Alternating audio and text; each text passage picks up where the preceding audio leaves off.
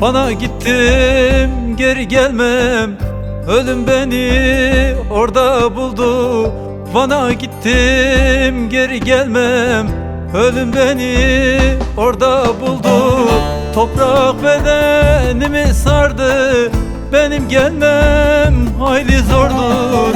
Benim gelmem hayli zordur, benim gelmem zor. Toprak bedenimi sardı, benim gelmem hayli zordur. Benim gelmem hayli zordur, benim gelmem zor.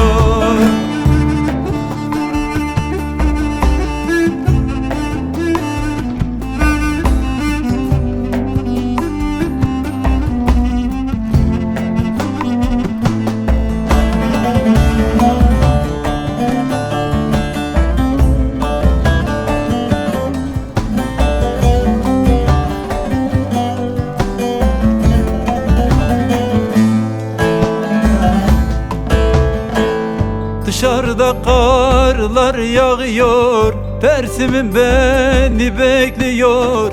Dışarıda karlar yağıyor, Munzur'um beni bekliyor.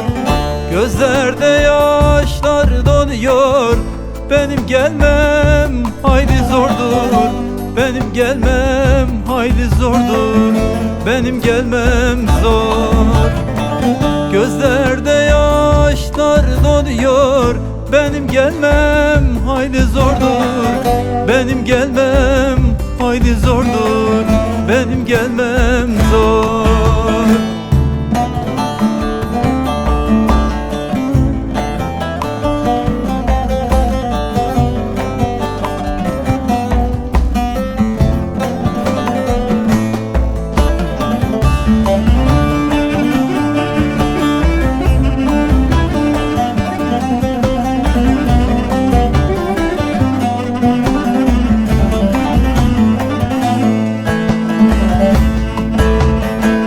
Anama haber salmayın, yüreğini sızlatmayın. Babama haber salmayın, yüreğini incitmeyin. Oğlun öldü söylemeyin, benim gelmem hayli zordur. Benim gelmem hayli zordur, benim gelmem zor. Cem'in öldü söylemeyin, benim gelmem hayli zordur.